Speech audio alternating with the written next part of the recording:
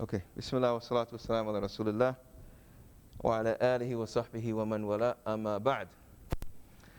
So, who remembers what we talked about? Oh, let's continue. I'm so sorry. Yes, sir. He was like waiting. He's like, yes, sir. My name's Kevin. Kevin, pleasure to meet you. Okay. So, where are you from? I grew up in Wichita, Kansas. Wichita, Kansas. What brought you to Dallas? How long you been in Dallas? This is my third year in Dallas. Okay. Nice, nice. You like it in here? Yeah, I like Dallas. It's big. Mhm. I miss. I lived in Georgia before this. Mhm. Lots of trees, very green. Yeah. I feel like I'm in a concrete jungle sometimes here. Yeah. But no, I like Dallas. Mashallah, mashallah. So, when did you decide to embrace Islam? I took the Shahada like 3 months ago. So that's very recent, but about a year ago is kind of when I really started to learn more and kind of seriously consider and kind of prepare myself and those sorts of things. Okay. What's one word you would describe that experience? One word.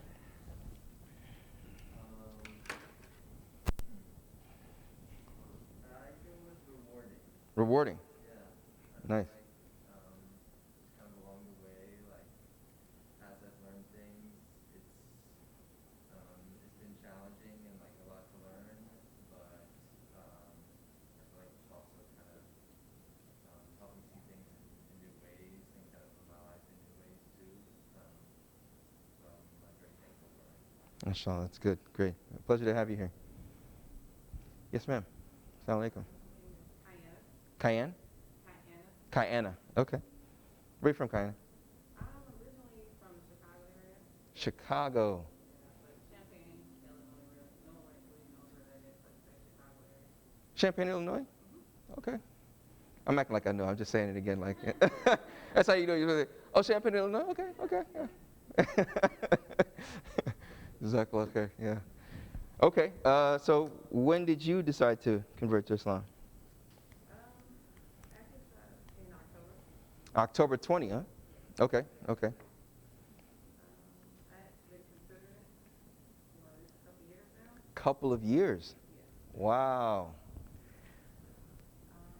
I decided to go ahead and pick Salon, and it's, well, I just really felt like it was time. Really? I come from a Christian background, so I just wanted something else that was more in depth. So I felt Mm-hmm. being a Muslim would help me with that. More in depth in regards to the relation, like which aspect? With God. Okay, okay. So it wasn't difficult to actually make that transition, or to, it wasn't. Okay, great. Your name again was? Kayana. Okay, Kayana. Pleasure. I'm Alyssa was here last week. Yes, welcome again, Alyssa. Nice to see you again. Alhamdulillah. Yes, ma'am. Selene. Selene was here last week. Sat in the back over there. And Alyssa sat right here, next to someone that's not here today. What was her name again? Lysandra. Okay, and Ashley was here, and Muhyiddin was here. Right. Yes. Anna. Sorry? My name's Anna. Anna. Anna! Yes. Oh, what's going on, Anna? Assalamu alaikum. I wasn't able to make it last Sunday. Yeah. Oh, what's going on? Hi, hi. You're saying hi like you don't remember me. You remember me? It's been a long time at Roots before you were not. Maybe like, see, like this, you probably saw me like this. Or maybe, get out of the room. No, just. See my face? Y'all remember me? No? Now you will. Inshallah. How are you? You okay? I like your pink bottle. Is that your pink bottle, or is that mom's pink bottle? Is pink your favorite color? Even though you have a pink mask, pink shirt, pink bottle? What's your favorite color? Black. Black is your favorite color? Ah, nice. MashaAllah, tabarakallah. Okay. Okay. All right. Last week, Alyssa, and Zach. Y'all are in the hot seat. Do you remember generally what we spoke about, Zach? I went over a lot, as in we spoke about the 12 months. Okay. Kind of went over spiritual conditioning ourselves. Okay. And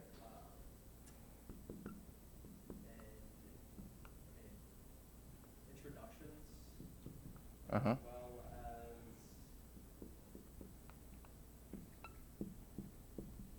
kind of explaining the importance of Ramadan, the moon, the times to fast, etc., etc. Okay.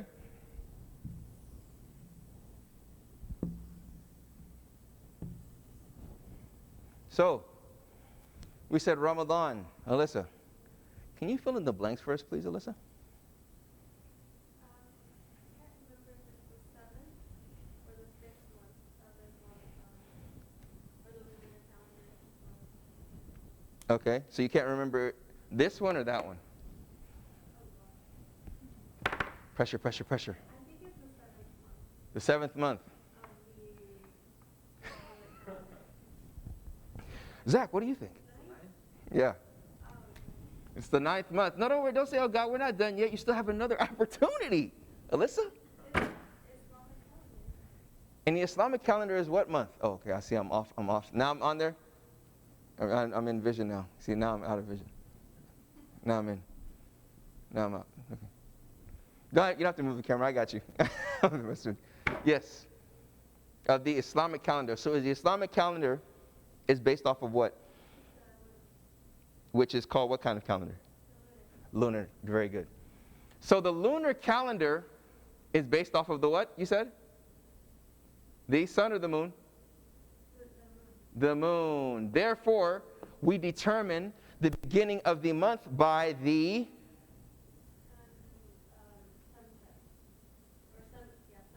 Sunset. sunset. Oh, and she was here last week. I totally forgot. I'm so sorry. So we determine the beginning.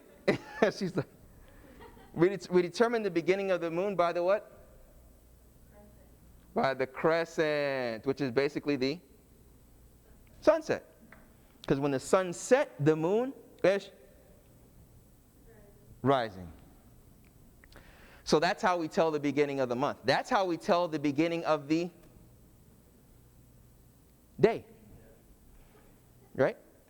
Because actually, in the lunar calendar, the days start by what we call Maghrib, or basically the evening prayer. That's the 4th prayer of the day, roughly. Right? So you know we have 5 prayers, right? Right? So those 5 prayers that we're going to talk about, inshallah. Many of you may see the symbol of Islam, like when you see, what is this? What is this, guys? The cross. And then we will see the, I hope I do this right. I'm not doing it right. 1, 2, 6 points, right? They see like 2 triangles overlapping. There you go. Boom, boom. See, I got this. Boom. Right? And this is, the Islamic symbol is what? This, right? Exactly. I don't either. This has no significance.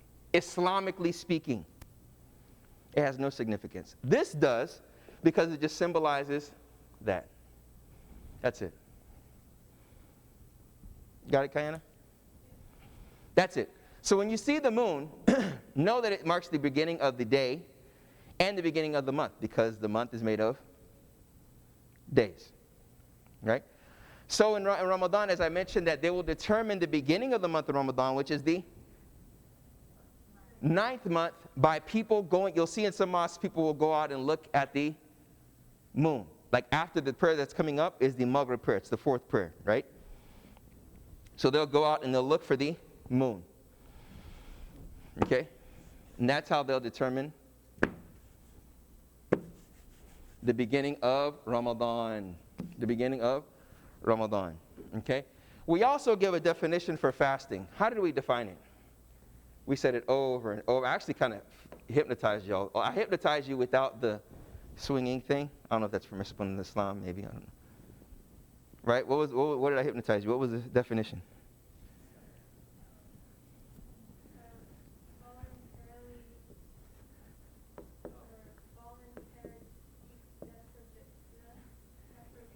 Uh-huh. for spiritual conditioning. Very good. Voluntary deprivation for spiritual conditioning.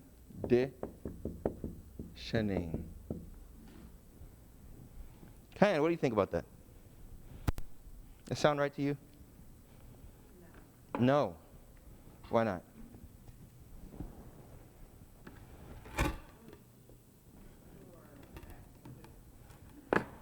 I'm listening. I'm just moving this thing and it's... I'm listening. Voluntary deprivation for spiritual conditioning.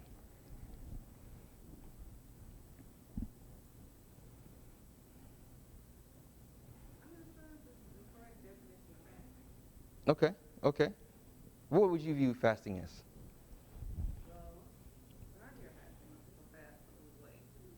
All right. All right. People fast to lose weight. Intermittent fasting.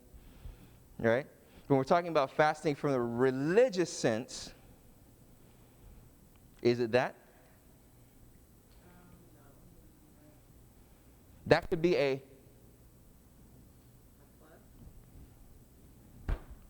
plus from that, but what is it exactly? Kind of, you come from a Christian family, right? Okay. They celebrate Christmas, your family? Okay.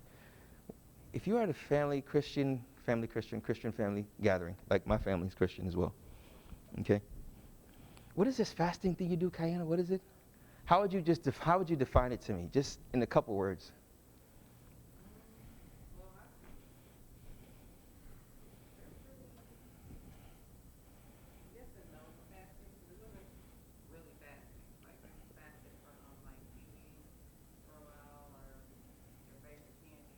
Mm-hmm.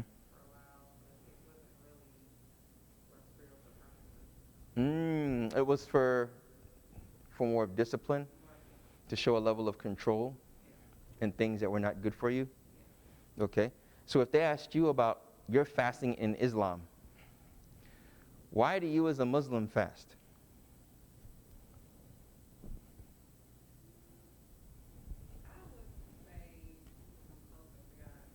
To come closer to God. Okay? So when we talk about this definition, you're voluntarily depriving yourself, fasting from TV, fasting from Netflix, fasting from, well, some people may fast from Netflix and not fast from Hulu. It depends on what kind of person you are. And if you like the old school shows, you may not fast from Hulu. I mean, that's really what you should be fasting from, but even though you're not fasting, you understand my idea, right? Not like I'm that person or anything like that, but just saying, right? So you'll fast from something that you know that is good for you or that is bad for you. You're voluntarily depriving yourself. But as you said here, as you mentioned, sister, that it's not for God. It may be for some purpose of discipline. But in Islam, it's for spiritual conditioning. When we say spiritual, what word comes to mind when we say spiritual? Is it Chris? Kevin. Chris, what word comes to mind when you hear, huh? Kevin. No, I'm saying when you hear, oh, that was someone over here. When you say spiritual, what word comes to mind? Spirit, okay. Zach? I mean, same thing, but when it comes to that, it's like, you're exactly what she said and what I said last time. It's your connection with God, with the higher power. With the higher power. So when you think spiritual, you think of the spirit, that portion that connects with the higher power, with God, right? So you're conditioning your spirit, yourself, because you know that what? God, what? Has commanded you to do so, and God loves it. Because what's the word here? I'm going to play a little Wheel of Fortune. Is it Wheel of Fortune? Is that your phone? This is easy. Come on, guys. Even though it's kind of tilted. Thank you. I know my handwriting wasn't that bad. I heard somebody say, what is that? No, I knew it wasn't that bad. Thank you, Chris. All right, thank you, Kevin. One more blank, maybe. Yeah, no, I'm thinking this blank, so maybe look at you being all nice. So, oh yeah, it's two. Boom, look at that, see? Sacrifice. You're sacrificing eating, drinking, and having relations with your partner from sun up to sundown for 30 days. That's Ramadan. You're voluntarily depriving yourself from what? Eating, drinking, and being with your partner, okay? For spiritual conditioning. To condition yourself to be a better Muslim, in other words. To condition yourself to be someone that Allah is pleased with because you're doing what He has commanded for you to do. And staying away from what He's prohibited you from. So that's ultimately how I like to define fasting. Okay? These two parts. Very important. Okay? Very, very important. So when we talked about that last week, we roughly touched on, we're going to go over it real quick, because I think it's recorded so we'll be able to tune into it. We mentioned here the day, right? This is daytime, and this is nighttime. Okay? Oop. GHT. All right, so we talked about the daytime being here, sun up, 6 a.m., right? Right, guys? And then let's say sundown would be 6 p.m., right? Or guys and girls? Yes? Okay. When would we start the fast? Who knows? 6 a.m., right? 6 a.m. is when we would start the fast. My handwriting is just terrible. Start fast. Here. Right? Because that is when the sun, that is daybreak. Okay? So that's when you start your fast. Till the duration of what? Sundown. 6 p.m. That's when you, what? Break your fast. Exactly. That's when you break your fast. Right? Now, what marks the entrance of the time? The Fajr. There you go. The first light of the sunrise. Okay?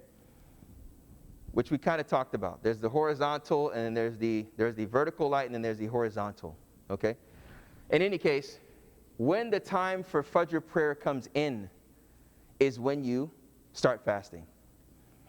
If you have an app, there's one called the Adhan app. Muslim Pro Adhan is probably a little more reliable. Okay?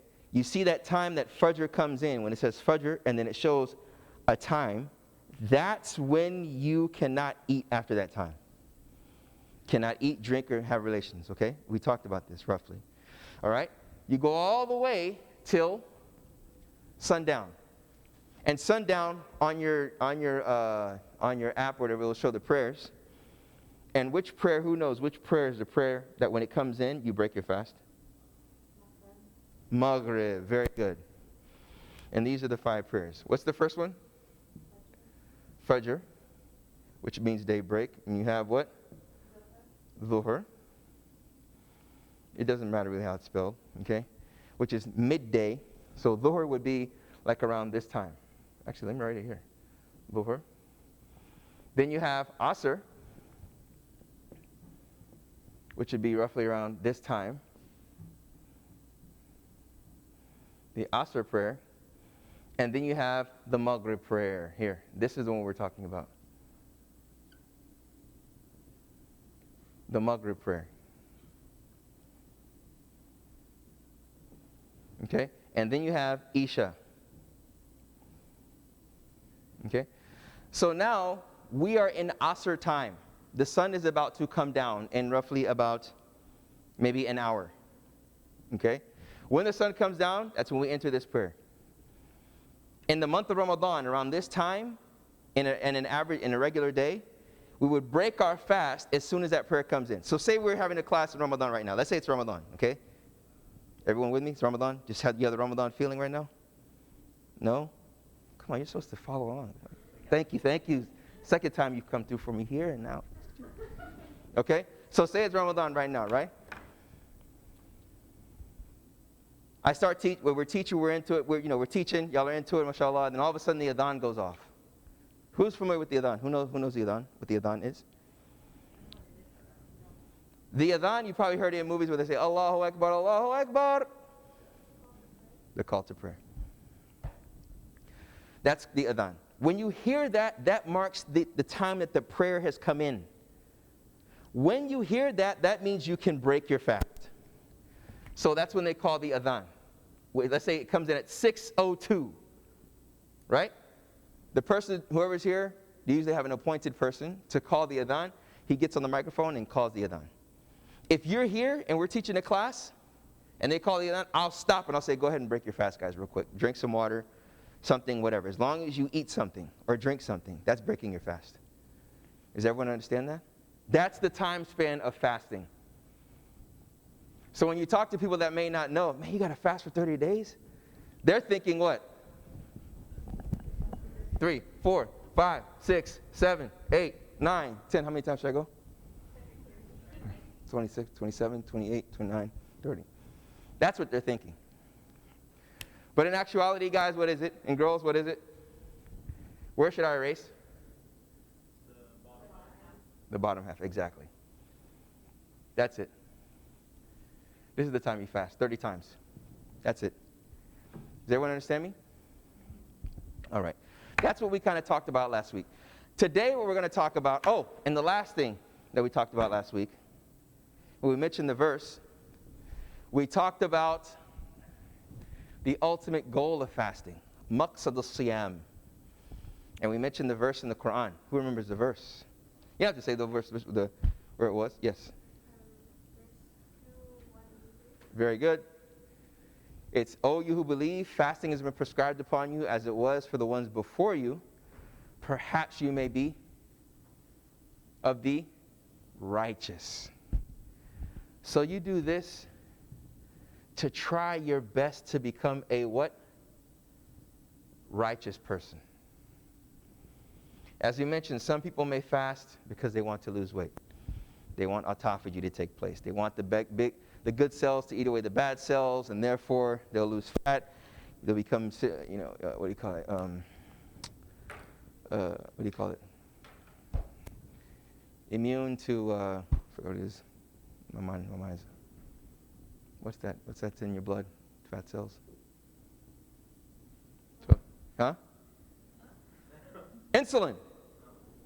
Insulin resistant. Right. But when you fast, when you deprive yourself from eating or drinking, particularly eating, like a fast, there's something called your pituitary gland. It secretes something called the HGH. It's a human growth hormone. And that human growth hormone helps you, and they just even say you're like a fountain of youth to look younger. And then also when you do that, the bad cells from the bad things that you've eaten, things of that nature, are eaten up by the good cells that have been generated because you've been fasting, right? And you haven't had any insulin, which is the base of glucose, which causes fat, et cetera, et cetera, et cetera, right? So that's one good reason. But ultimately, it's for God, okay? And you do that to come closer to God. And that's what we mean by righteous. That's what we meant by righteous, okay? Does anyone have any questions regarding that? Any questions? No questions? Yep.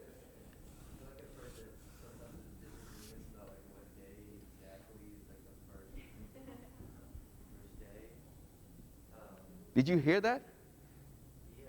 Really? Yeah. Uh, So I was just wondering how that happens. I'll tell you it happens. Different places in the world, that people are looking at the moon. Or This is good, man. Good question. Good question. And I think one of the 3 attendants that were here last week will give it a shot. We'll give it a shot. Doesn't mean you have to be right. I mean, huh? Basically, when they look at the moon, they see the crescent moon that's out. Mm-hmm. So as soon as they see that crescent moon, they know that it's time to start. And it's usually that next day, right? Or it starts right then and there. Good. Okay. Kind of answers this question. But there's controversial because people don't know if it's to see the physical moon or to see the time change at the point in which prayer has already, or sundown has already happened. As well as tools. Yes. See how Muslims work together? Did you just see that? You witnessed that, right, Ken? You saw that, right? Did you see the teamwork? That's great. It makes me shed a tear inside. Yes. Right? So here, We're talking about different. So there's something called Hadith. It's basically tradition where the Prophet Muhammad, things that he said, did, and approved of, right? It's recorded. And there's chains of narrations. We'll talk about it after Ramadan. We'll go into it, inshallah, God willing.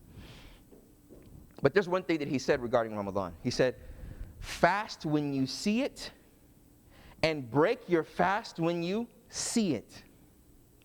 Now, we're about to get a little academic and scholarly here, okay? As I did, just dip in and then dip right out. Now, some scholars said, scholars, not just Mohammed, that hasn't learned the religion. No, it's scholars, people that have dedicated their life to it. The word see here.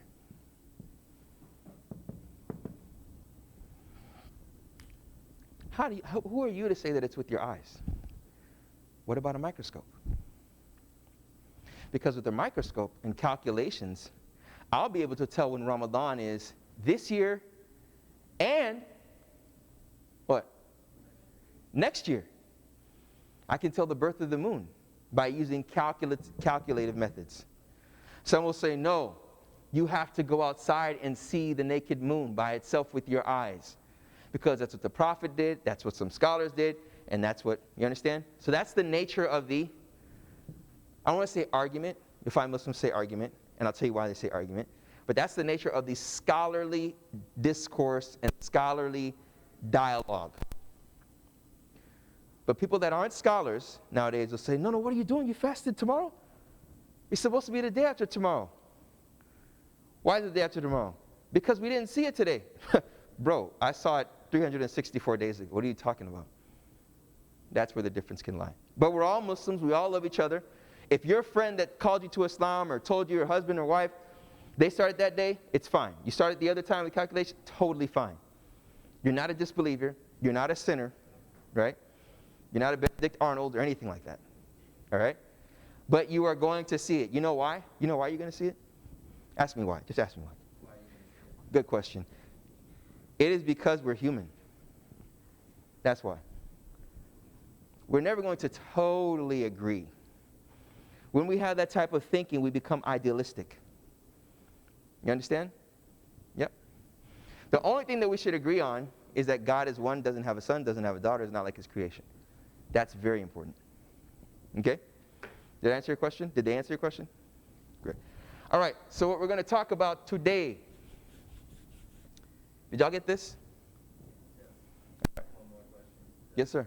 Go ahead. So you said we pause, like a lot of people are really strict, like one Ramadan hits, you have to eat right then and there. Say it, one what? When like Maghrib hits. Yeah, okay. And your fast ends. Yep. You have to eat like at that time. What do you mean have to? Like it's 6:02. We need to eat something at 6:02. No. Because you don't want to miss it. No. If you eat at 6:07, you're not a sinner. Okay. Not at all. It's preferable to, and the reason why they mention this preferability is for mercy. To break your fast. But if you're at work, and where do you work? Are you working right now? I'm a teacher. You're a teacher. Say you're teaching at a public school, and then iftar comes in. That's what they call break. Iftar comes in. And you're in the middle of your class. I mean, you're like, what do you teach? Okay, you're teaching 10th grade. Okay, you're teaching present simple verb. That's not 10th grade. No, that's like, you're teaching present simple, present continuous. And you're like, in present continuous, you have to write ing, and then it goes off. And then everybody's like, whoa, you're an awesome teacher. You don't stop and say, okay, everyone, hold on. I got to break my fast. Right? You can wait to break your fast after class is over. It's preferable you maybe have an ozarka before you start class or whatever. And then just when you see the times come in, you just come in, drink your water. Fast is broken. That's it. Answer your question? Yeah. All right. All right. What we're going to talk about today is those things that break your fast. Those things that break your fast. What is constituted to breaking your fast? And what types of people that, if you are from those types of people, what options do you have? Okay? What options do you have?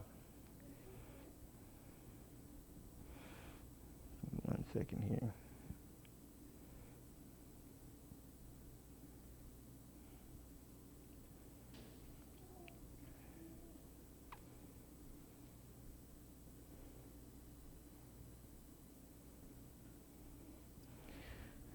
Okay.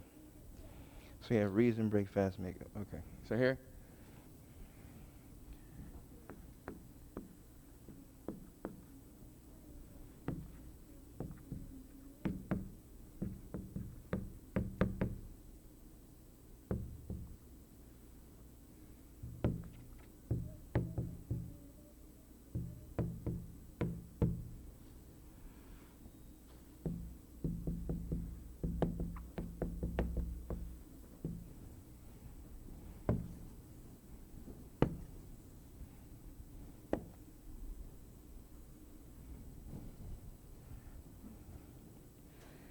All right.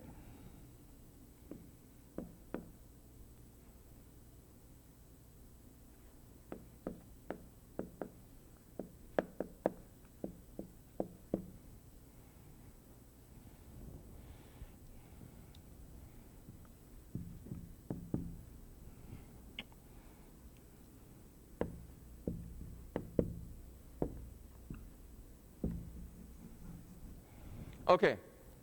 This is the first type. There are roughly 4 types here, okay? Roughly 4 types of people, well, say 5, but 4 in particular. Now, you will find generally, before we start on this, just want to give you all some of the logic behind it. And understanding this logic will help you in understanding why there is a slight difference. Just be patient with me, inshallah. Let me explain. Allah, one of His names is Ar-Rahman. Who knows the name Ar-Rahman? The most merciful. If you ever heard people before they recite, Bismillahir Rahmanir Rahim, Ar-Rahman, Ar-Rahim. Those are 2 names of God. Abdurrahman, I don't know if you ever heard anyone's name Abdurrahman. There's a famous people.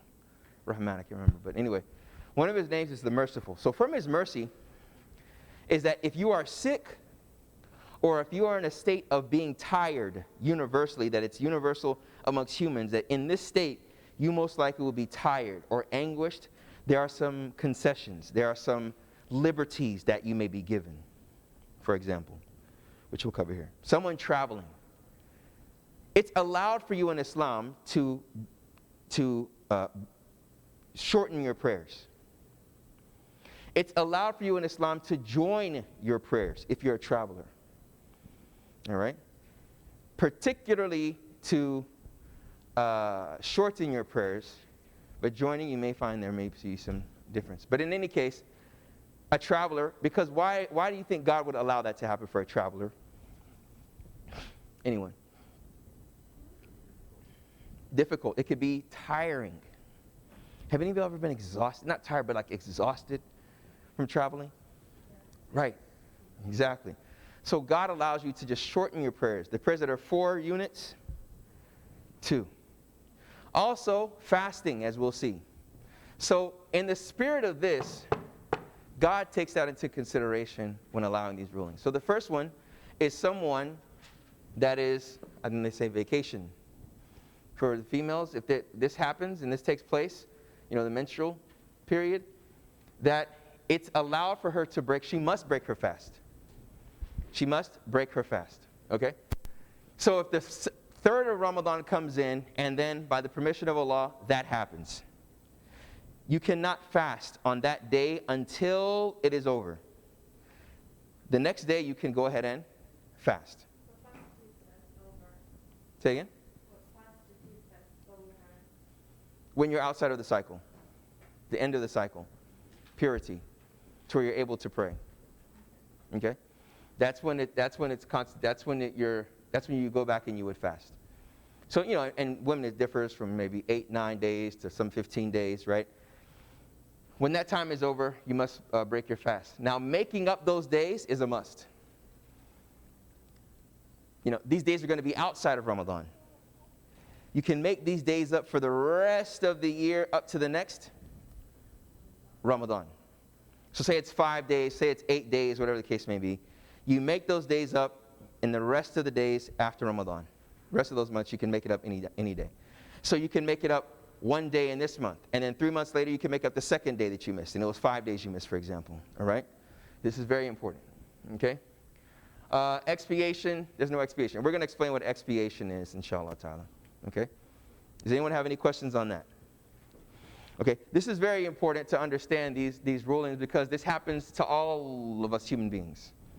Some it happens, some will be for females, particularly in this one, but generally it happens to all of us, inshallah, the other characteristics. So the second one is the traveler.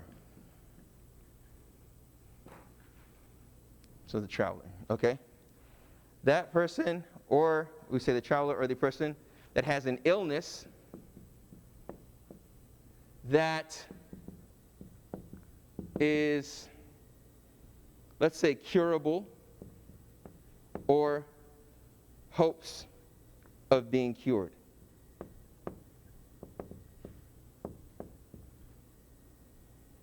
Oh my goodness.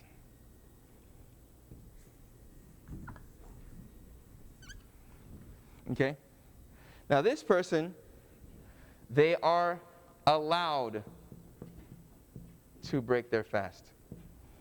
What do you think I mean by allowed, can? Say it again? They can choose whether you want to break your fast or not. Give me an example of an illness in this category. Flu. Okay? The flu, you can fast if you want, but it may not be that advisable to do so. Particularly the flu I'm talking about. Right? Because the flu even of itself is different levels. You may just have, a lot of sneezing or maybe, coughing, right? But there may be a level where you cannot literally get out of bed and you need fluids, right? So in that case, it may not be advisable for you to fast, right? What's another sickness? A headache. Okay? What about a migraine headache? That may be slightly different. Even scholars differ on that, right? Okay? What about COVID?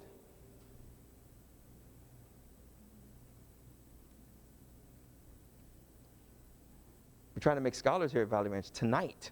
I feel like you could break your fast. Huh? I feel like you could break your fast. Why do you feel like you can break your fast? Why is that? Because COVID can be like really severe. Some people be like more breathing, and if that's the case, it could be very, very hard to realistically keep your fast. Exactly. In this case, I would just go alongside, like, it would have to be person to person. right. Some person's gonna be affected more severely than another, so it would have, like, that would have to be, Subjective, exactly. Be subjective, right? Because I know some people that had COVID. I had COVID myself. The way I found out, I tested negative every time, but when I went to take my mother to the hospital, they told her she was positive, and I told them I couldn't smell or taste. And they're like, oh yeah, don't worry, you have COVID. It's okay. Don't worry. They were consoling me by telling me I had COVID. It was weird. I didn't know how to react. It was it's like, no, don't worry, you have COVID. It's okay. You have COVID. Don't think about it. Okay. But I mean, yeah, exactly. I was fine. I could get up. I could move. I could do a lot of things. So you're allowed to. Okay. Now here, what do you think? Do you have to make up your fast, guys? Yes, you must make up your fast here. Now remember, what do we mean by must? That you must make it up when? Anytime after. Anytime? Well, like, let's say you're sick, as soon as you're not sick, you feel better than. And now he's getting into branching into. I was just about to bring that issue. Really? That's an issue. Oh yeah. Scholars of Islamic law talked about every particular issue. When you go to these voluminous books of Islamic law, that's the college I studied in. It's called Sharia, Islamic law. These are the things we talk about. What if someone is of the first category, this one, 8 a.m. they wake up, it's still there, right? This is their 14th day. Usually they're used to between 13 and 15 days. It's the 14th day. 8 a.m. they wake up, it's there. 12 p.m. there are signs that it's gone. They've made sure signs that it's gone. What do they do? They begin fasting, but also they don't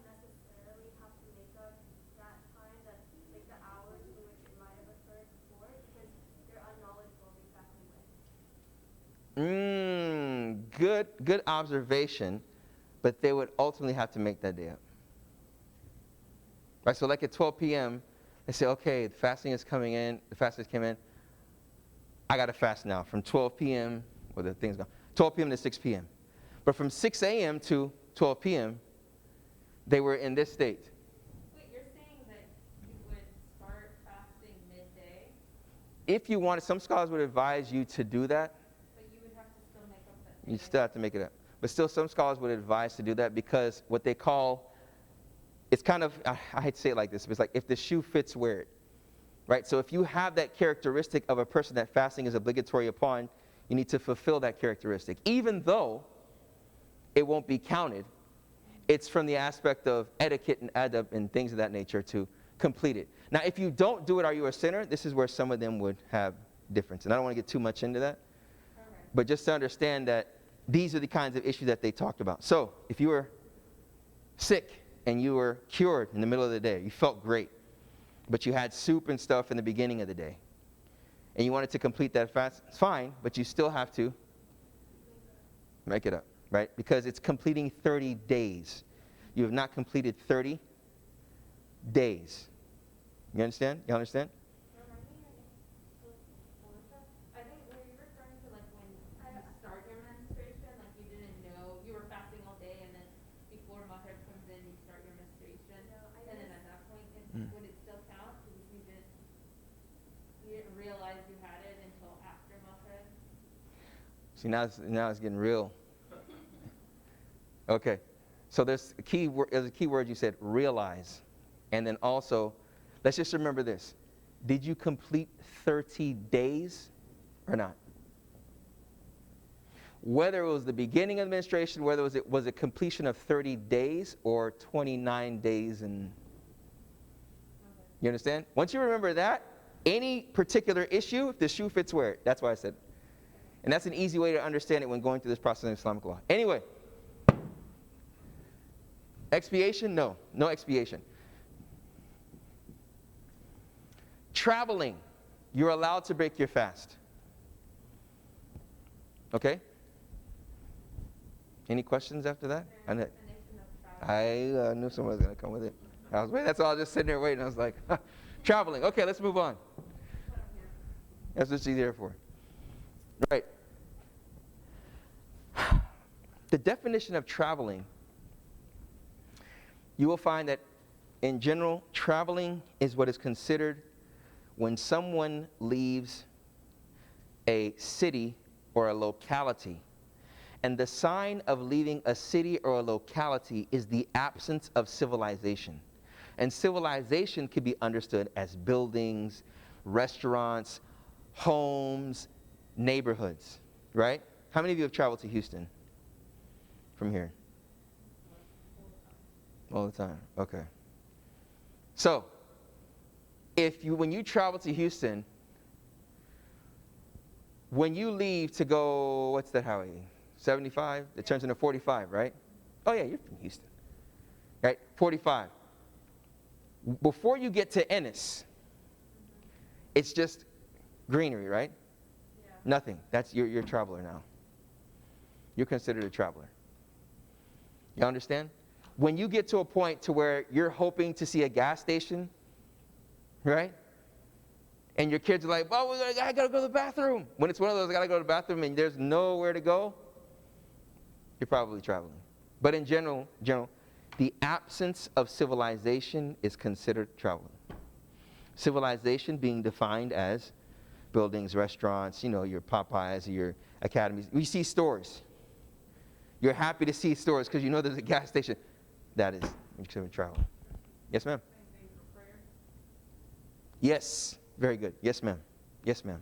Exactly. Now, you get to the city that you want to arrive at, right? You get to Houston. You get to wherever. Are you considered a traveler? Does everyone understand my question? Once you arrive. So is it like, okay, I can break my fast on my way there, but once I get there, I got to fast again? I need to draw a diagram. Good, if you can. Well, if you're, like, let's say you're going back to civilization, then you have everything that you would need, basically. Mm. So it's like, you're not starving yourself because, what am I trying to say? I know what you're trying to say. While you're traveling, you don't have anything around you. If you need to eat, it's there for you, whatever you have in your car. Or whatever. Uh-huh. As soon as you get to civilization, it's available to you, so you should be morally, I got you. Doesn't it go back to like the mercy of like exhaustion though? So if you're traveling that day, most likely you're not fasting because of the fatigue that comes from that travel. So you would probably wait till the next day or whenever you stopped traveling to continue when you are like rested and able. Yeah. Remember we mentioned that earlier? That's why I gave you that prelude. I said, look, God, mercy, and remember I said traveling, you wouldn't say tired, you would say what? Fatigue. That's why I mentioned it earlier. When scholars give a ruling, they look at the effective characteristic behind it. You understand? So that characteristic is generally a universal one, which is fatigue. I want you to understand the logic behind it. To understand it, it gives you more comfort when you see the ruling, right? Okay? So some people say, okay, I'm traveling on a plane, first class, laid out, caviar. I'm chilling. I'm actually, So in that case, can they fast?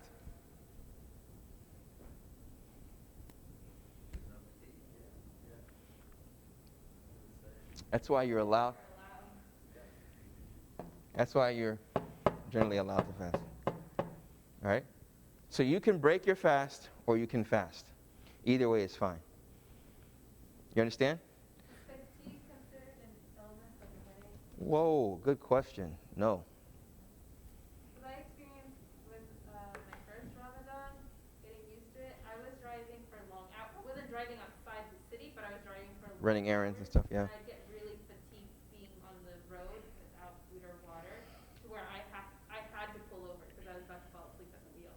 Like I just experienced extreme fatigue from fasting.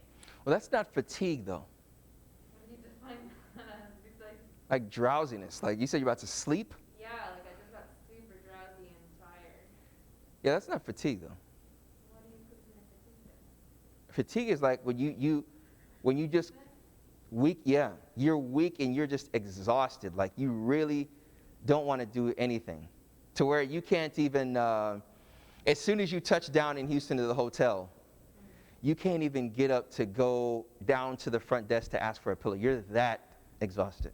Okay, I get the difference. You understand what I'm saying? Yeah. Right. So that's generally what's considered here.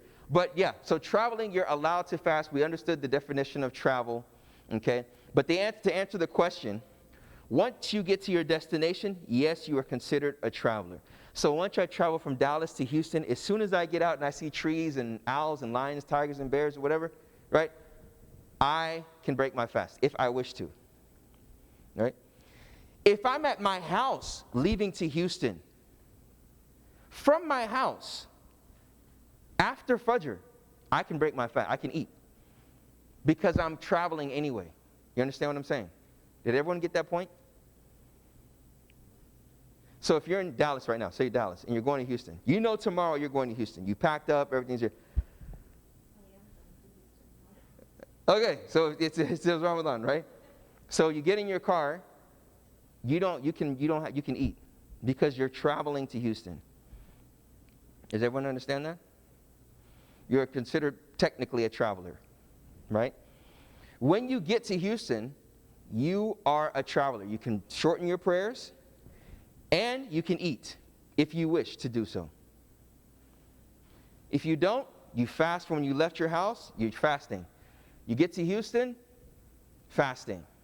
Now, if you're staying there, you'll find people say for more than 3 days, then you would. After the 3 days, you're considered a resident. Everyone understand that? All right. Any questions on this? This can get kind of extensive, but just take the general rule. If you're traveling, you're allowed to break your fast. Now, you may want to think about that the night of, because if you break your fast that day, you have to what? Make it up. So if you feel good that night, then go ahead and fast the next day. Does everyone understand that? Okay. The next category. Anyone have any questions regarding this? The next category is the pregnant woman that is nursing.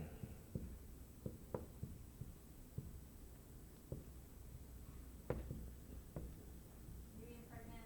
I knew it. I was waiting. Pregnant and nursing. Uh-huh.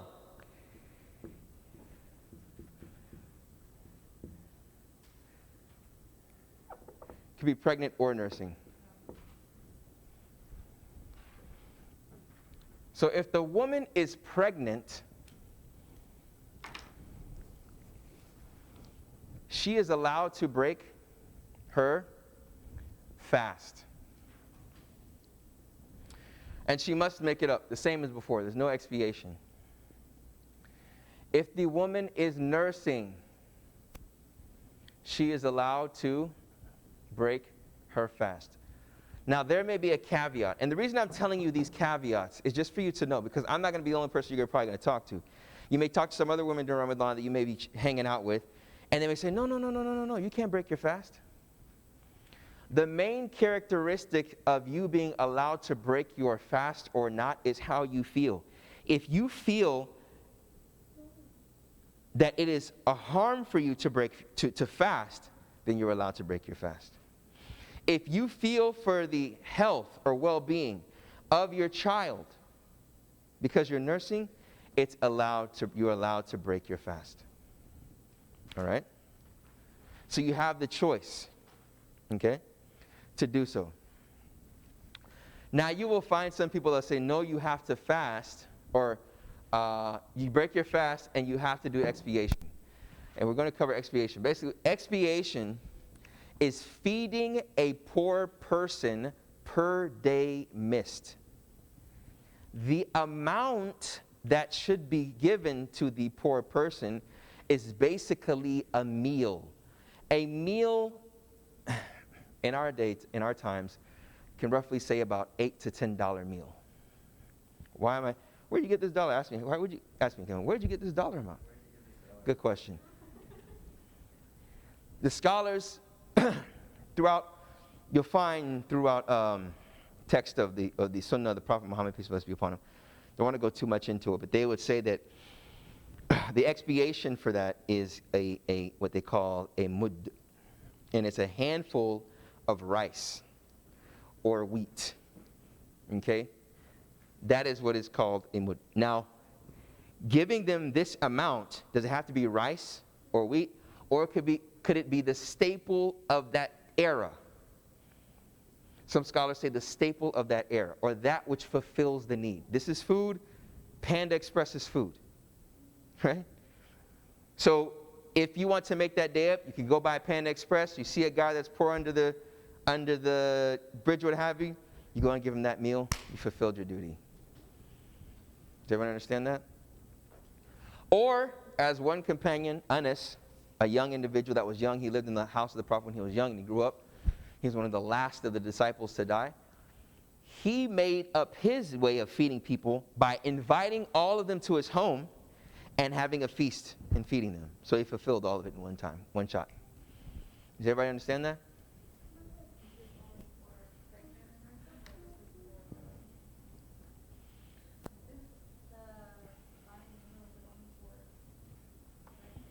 Yeah, that's where if we say there's an expiation for them, or that they feed a poor person per day missed. Because primarily, feeding a poor person per day missed, or per day that you per day that you ate and didn't fast, is for this category.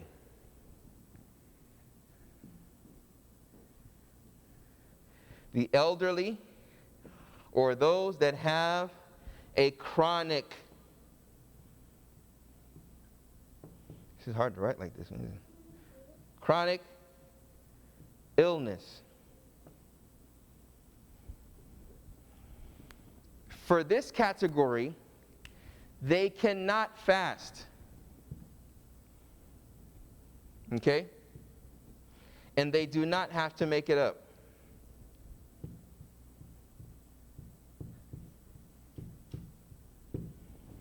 Okay? And yes. Okay?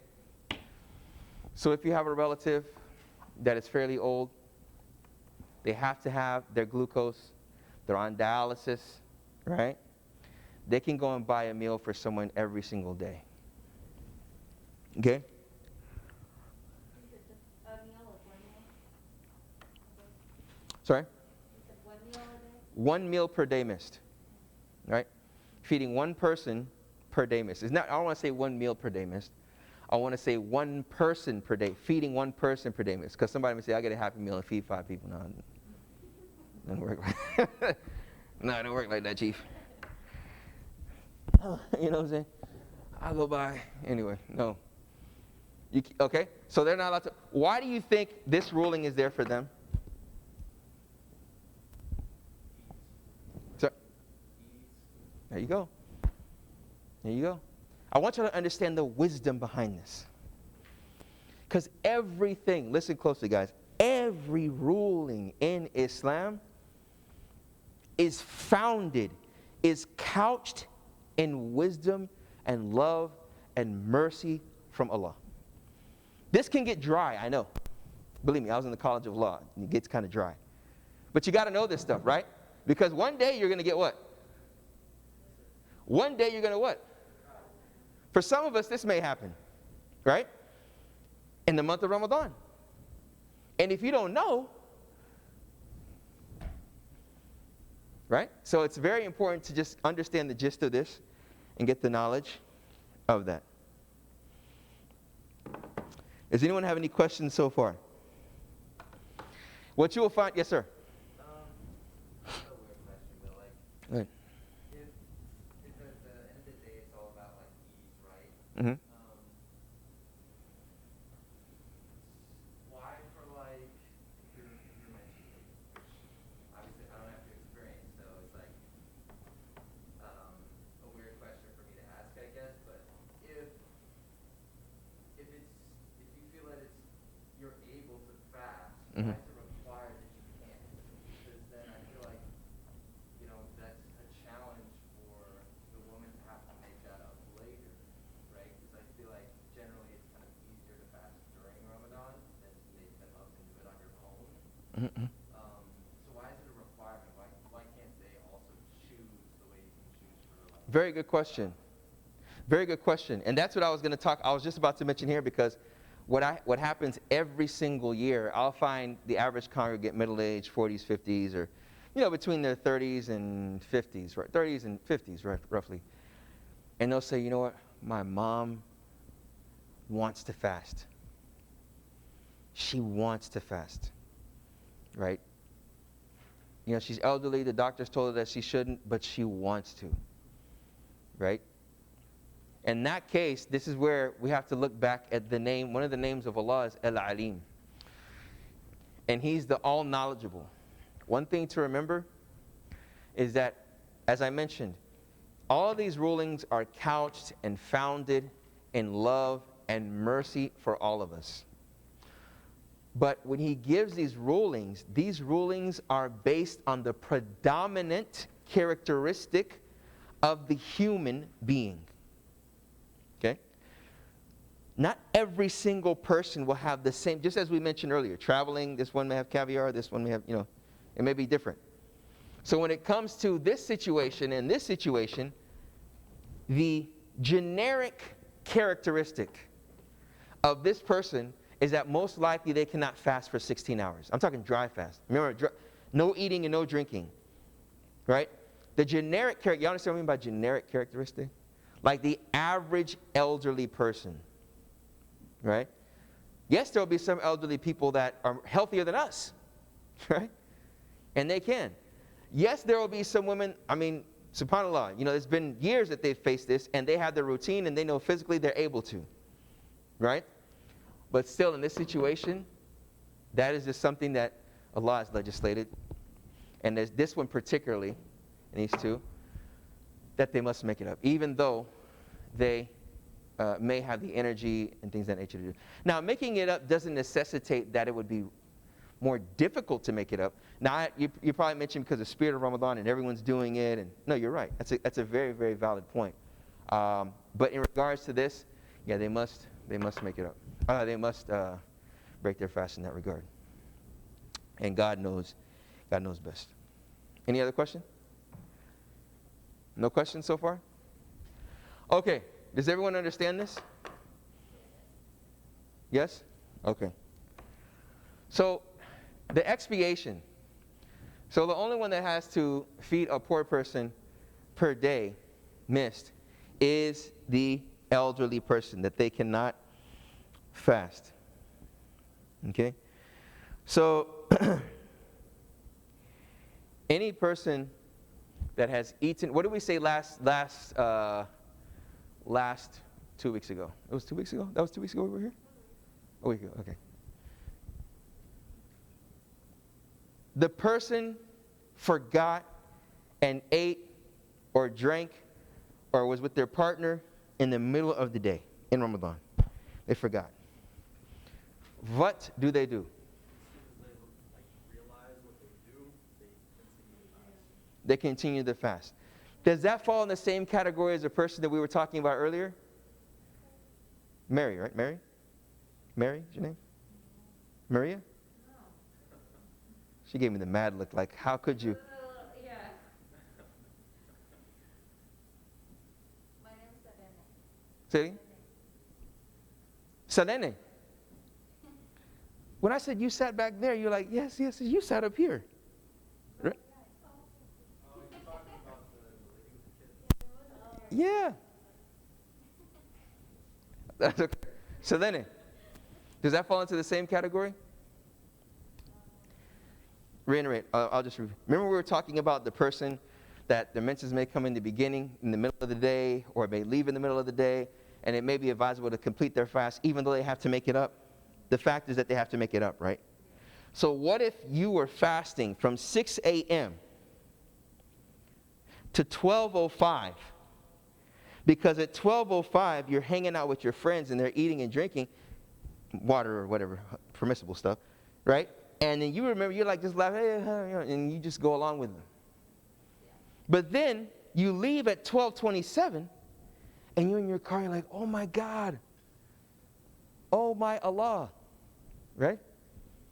I'm supposed to be fasting. What do you do?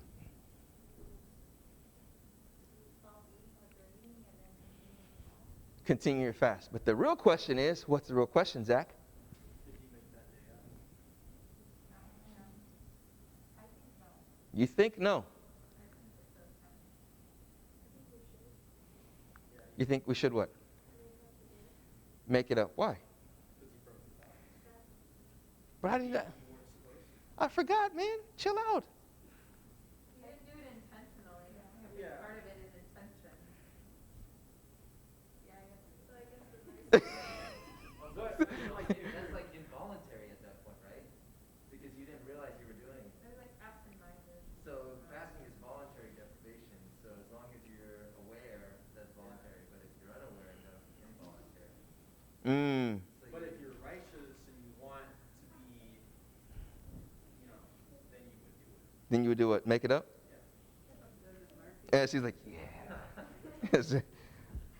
Huh? Wait. Mercy.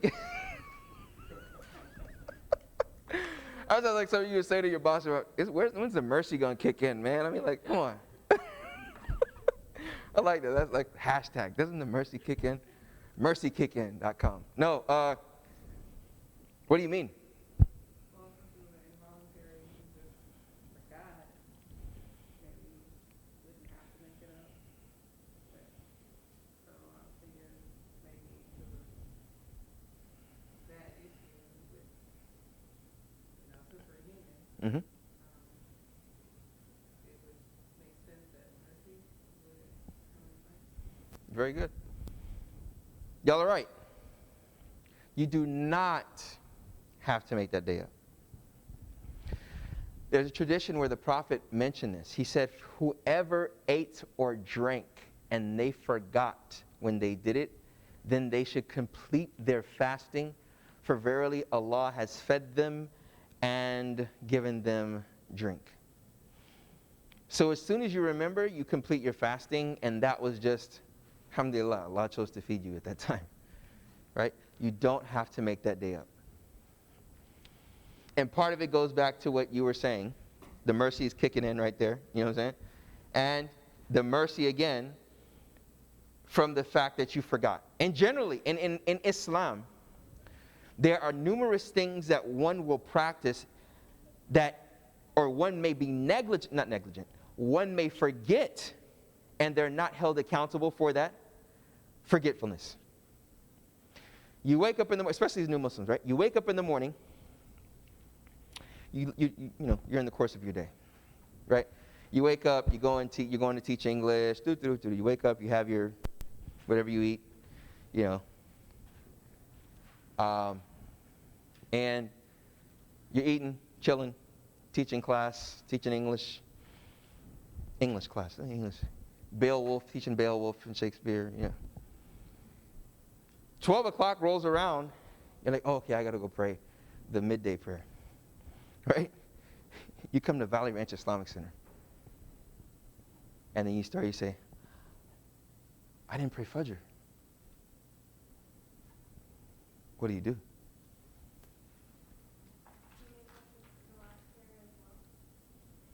But are you a sinner because you forgot Fajr?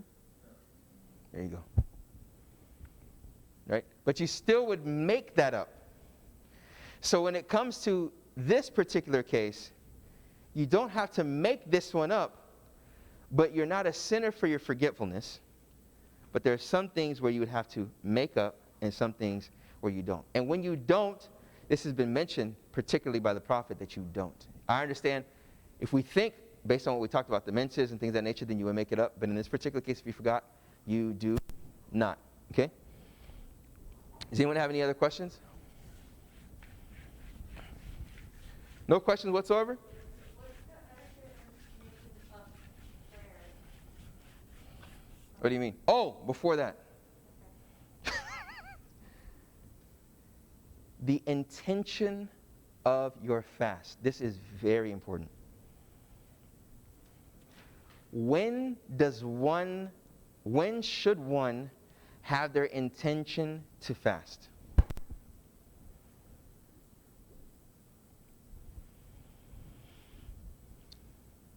The night before.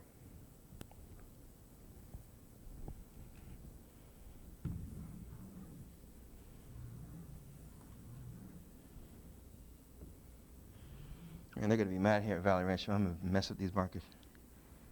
All right. Day. Night. 6 a.m. 6 p.m. Kiana, when do you break your fast? 6 p.m. When do you start your fast? 6 a.m. Right here? Is that when you start your fast here, right?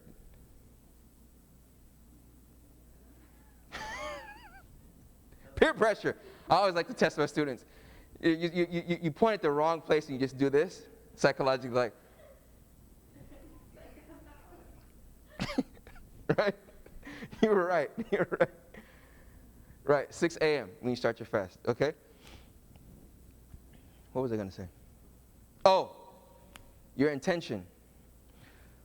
You should have your intention before you start your fast. So particularly some scholars say you should have your intention in the nighttime, the night before. Now, the night, yashmal kul, it covers all of this, right?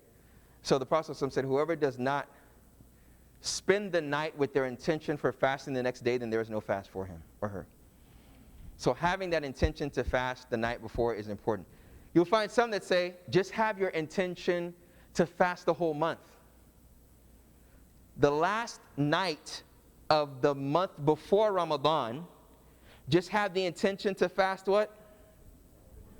All 30. So it's just, that just means like you go to bed thinking tomorrow I plan to fast. Intention is everything. I mean, Jim Carrey said intention is everything, right? Y'all know Jim Carrey? Yeah. Like, yeah. I mean, like not like it really means anything, but just intention in Islam is everything, though. Seriously, intention in Islam is everything. So, the intention is very important. I wanted to touch on that point briefly. So,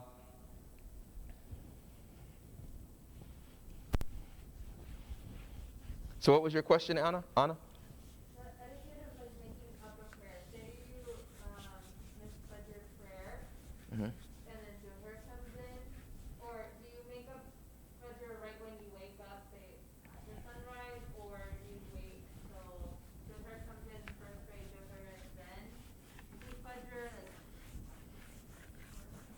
what's the proper time?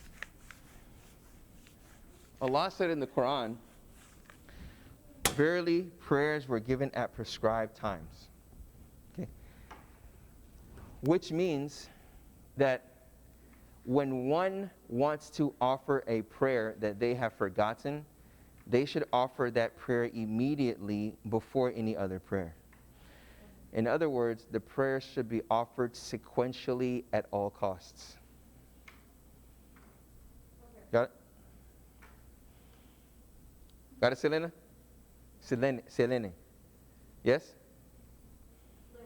No. So you don't have to wait, okay, so you don't have to wait until the next prayer comes in before you make up the prayer. No. Right. You wake up at 12:13 p.m. Dhuhr, the second prayer, has come in at 11:27. I'm just giving you weird times just for you to just visualize. Dhuhr is coming at 11:27 a.m. You wake up at 12:13. Which prayers have you not offered? The first prayer, Fajr, and the second prayer, Dhuhr. Which time frame are you still within? You're still within y'all with me? Yeah. Let me do this one again for y'all. Y'all want the circle thing? Yes, yes, okay. All right, I'll do it. So 6 p.m., right? 6 a.m. All right, when is Fajr? 6 a.m., right? Fajr time comes in here. It usually comes when the sun is risen till when it's fully risen. Right? There's a time frame for Fajr, particularly. Then you have the sun has risen to its zenith when it's in the top of the sky. Not the top of the sky, but in the zenith, its highest point. Right? Dhuhr comes in, and we'll cover this in prayer. Dhuhr comes in when the sun declines from its zenith roughly around 8 to 10 minutes. That's when the Dhuhr prayer comes in. So let's say right here, Dhuhr prayer. Midday, they call it midday, okay? Dhuhr will extend all the way till Asr prayer. Asr prayer. So let's say Asr is at 4:27. Dhuhr is at 11 what, guys? Give me, I want to 11:23.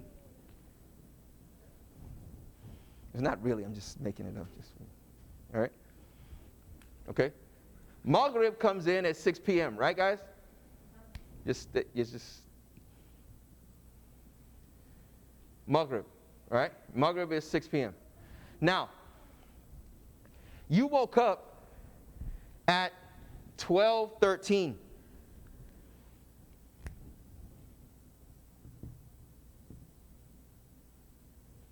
You woke up at 12:13. So then, what do you do?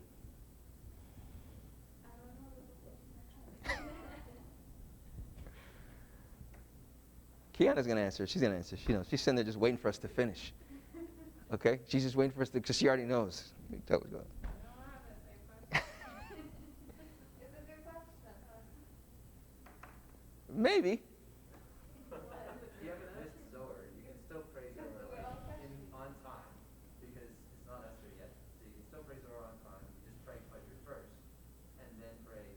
Why do you pray Fajr first, though? Because you get sequence is everything. Whoa, that's another hashtag right there, man.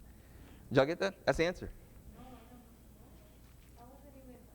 So sequence. Were you exhausted or were you tired? I couldn't hear him. Oh, sorry. So you would wake up, and it's still time for Zohar, because Zohar. Wait, let's take it slow. It's still time for the Lord because remember, every prayer is a time span. Well, what about the Fajr one? So sequence. That time span has passed you by. You were just sleeping. So when you woke up, Fajr time has already passed. You're in the Dhuhr time zone now. Right? But he said sequence is everything. What do you think he meant by sequence is everything? Sequence is everything in regards, in regards to the prayers that you make. No, he's literally saying pray Fajr, do your two rakats, and then go to Dhuhr and do your 4 rakats. So Yeah. during that time frame. And then you Is can that add same? I would do it in literally that same. So you wake up at 12:30. You wake up at 12:30. You don't put priority to Dhuhr, you put priority to making up Fajr. Very good observation. Yeah. Why do you put priority to it? Because you're right. That's a good observation. Why are you putting priority to a prayer that is past when the time right now is your priority for the Lord, right? Very good. That's a good observation. She's like, yeah. I'm like, okay.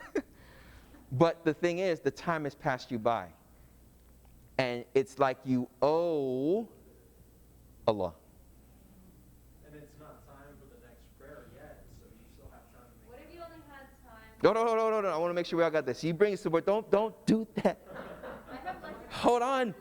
See, you're going to make Selena mad. You're going to make her real mad. And I'm going to be here like, it ain't Ramadan. We ain't fasting, so, no. You got it? Yeah. This has passed you by. You owe Allah this. You have to fulfill what you owe. Here, you're still in a good time. Good time, right? So you got to make this what you owe, and then, so you wake up at 12:13, make your wudu, it's 12:15. You offer 2 rakats Fajr. Your finish is 12:28. You offer 2 rakats Dhuhr. Asr doesn't come in yet, so you're fine. Okay. Somebody else had a question, son. One of the. Anna. It's like, what if you don't have time? Let's say you Oh, wake yeah, up yeah, and. yeah. What if the aliens come into Area 51? What are we going to do? I'm just saying, like, what if we don't have time, which takes priority then? It would still be the sequence. You would still do Fajr first, and then.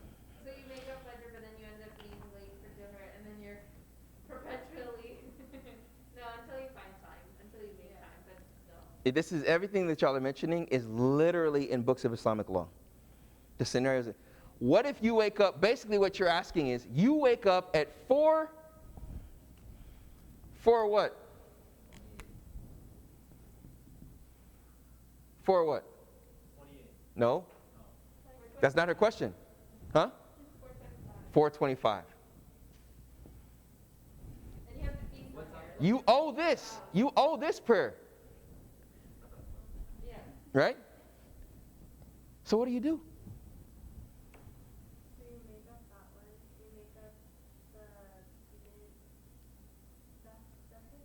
How do you say it? Dhuhr. Uh-huh. So you make up Fajr, and then you make up that one, and then you go ahead and get ready for us. Right, but what she's asking is, okay, let me make it more specific for you.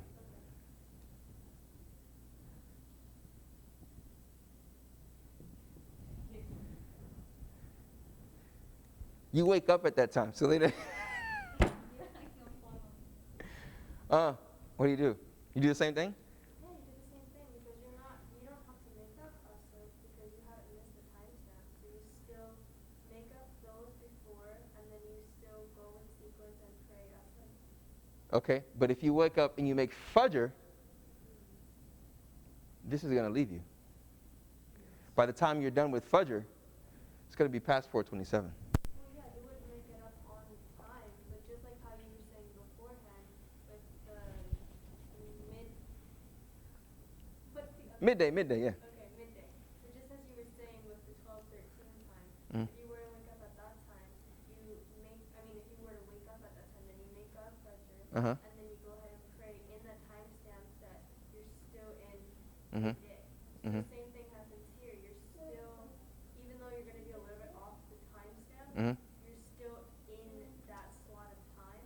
So you still make up those before, and then you just go ahead and pray that one as well. So you just make up Fajr, and then when you get into Asr, you make up Dhuhr and Asr. You don't have to make up. Well, not make up Asr yet. You make up Dhuhr, and then you'd pray Asr. Yes. Right. Some would say that. Some would say no. Make the Dhuhr because you still would be fulfilling it in its time, and you'd only be owing Allah one prayer, basically. If you do what you mentioned, you would owe Allah 2 prayers. Can you? You got it? Yeah, but what's wrong with that? Nothing's wrong with either. Nothing's wrong with either. I'm just saying. Why would it become an argument? It's like, just make it up. Doesn't matter. Just pray it. There you go. Exactly. But the reason I'm saying that is for y'all to understand the discourse of like when scholars would speak, because they'll say, okay, if I owed a lot of prayer, let me finish what I owe first and then fulfill. Oh, okay. You understand? And it does matter because you said Allah already has this time Yes. prescribed for prayer, so you have to do it. Yeah. But mercy. Just mercy. But if you Uh-huh. follow that, then you're always like you don't put like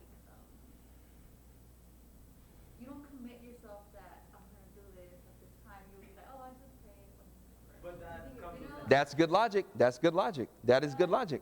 In this case, you can if you have that much amount of time, I will say pray after, and then after you finish praying after, then you go and pray Fajr and Zuhr, right? No. I understand your logic. Some may view that logic, but That's something I will do. You know what I'm but the best logic is you fulfill them in their sequence, regardless of time. I agree with her because think about it. If you wake up at 4:26, it takes you more than 1 minute to be washed up and have your mat ready to pray. So by the time you get there, ready to pray, Asr's already in. or no, the other ones are. Oh gosh, Yeah. no, I don't know. That's what I was saying. That's what I was trying to tell you. It's fine. Either way, it's fine. Kiana's going to get mad at us. She's going to slash my tires outside. I'm going to be in trouble. The bottom point is just keep them in the sequence. If you wake up at 6 p.m.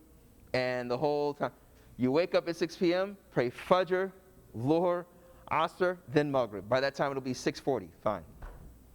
Okay, I got my dentist. Oh, no. She started this whole thing, too, by the way.